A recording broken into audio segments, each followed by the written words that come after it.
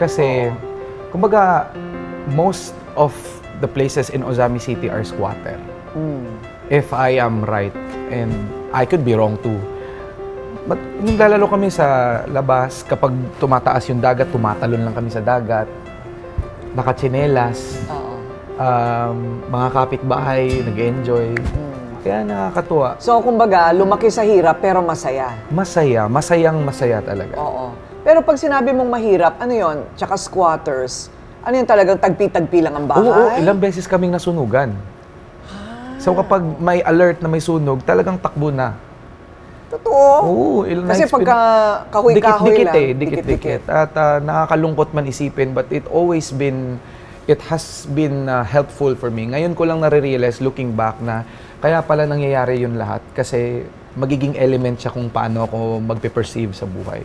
Talaga? Gaano ka kabata nung naisip mo, ay mahirap kami? At bakit? Naisipan ko kasi yung hindi both sides eh. Kumbaga sa father side ko, mahirap talaga sila. Yung lolo at lola ko nagbebenta ng isda sa palengke.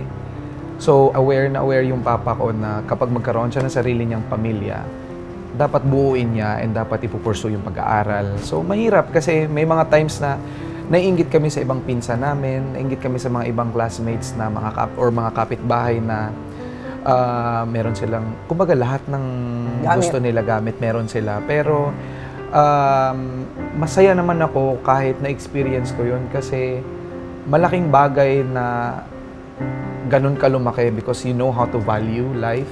Totoo, no? Mahirap kasi. Pero mahirap talaga, Miss Corina. Kumbaga, dati nilook forward lang namin magkaroon ng chicken at spaghetti. Parang ang yaman-yaman na namin. Totoo. Chicken at spaghetti. Mag-order nga kayo dyan. Yes. Pakainin siya ng manok at spaghetti. So, hanggang ngayon, paborito mo pa rin? Oo. Always. Go-to food ko yun. Talaga. So, mahirap. Kasi si tatay ay anong trabaho? Si Papa ay clerk sa Land Registration Authority. So, and si nanay? Si Mama, utility worker sa gobyerno. Kulang talaga. Kulang. And tatlo kami. And Papa, talagang gusto niya na mag-aral kami ng magandang course. Kasi hindi niya na-experience eh. So, mabuti na paaral kayo. Pinush niya talaga. Talaga. Galing din, ano? Magaling. Pagka bata ka, hindi mo namamalayan yun. Pero pag nagkakaisip ka na, nakikita mo na rin yung hirap at sakripisyo ng pamilya mo. Ngayon, parang, minsan nga, Miss Corina, isipin ko na sana always na lang tayong bata. Totoo pala yun. Kasi ngayon, nagiging burden na sa'yo na paano ka magbabayad ng bills. Oo. So, hindi naman kayo, parang kumbaga, hindi naparamdam ng mga magulang ninyo. Na nahirapan. Na nahirapan sila. Ayun. Teka muna, so, bata ka pa lang ba? Humaharap ka na sa salamin at nag-aano ka na, kumakanta-kanta ka na. Kailan mo na, ano yung exposure mo? Bakit ka kumakanta? Kasi si Papa, mahilig siyang tambay, gitar-gitar sa mga kapitbahay. Tapos, nagigitara. Gitara. Tapos, kumakanta talaga sila. Tapos sa family nila, parang love nila yung singing. Kapag alam mo na yung kapitbahay may birthday, kasi nagsisimula na umaga pa lang, nagkakaraoke na eh.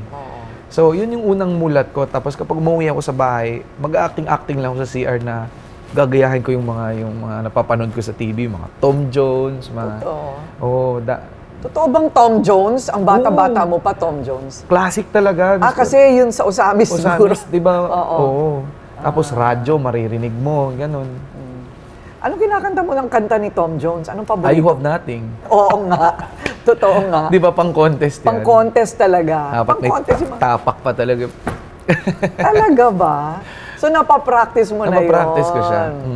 Alam mo, sa singing, hindi lang kanta no? Pati galaw, hindi. ano? At dun sila namamangha eh. Especially sa mga Pinoy na bakit kayang-kaya nating gagawing performance din yung movement. Right. Kasi sa Amerika, nakikita ko, madalas na silang kumakanta. They used to sit on a chair. Sa atin, acting lahat eh. Kumbaga, dinidirect din natin yung performance. yung mga hagod, tsaka yung mga pagbali ng leeg. Ay nako, ano yan? Naka-plot yan lahat. Pati mga daliri, mga ganyan. Very Tom Jones nga naman. Yeah. Because ang tingin ko rin, yung mga songs of before were more singable. Alam mo yung ganon? Yeah. Parang kumbaga mas lumalabas yung galing ng singer sa mga kanta noon kaysa ngayon. Yeah. Ngayon, puro kulot-kulutan na di ba, ng boses. Yeah. So, pang-contest talaga yung nakamulatan mong mga kanta. Ay,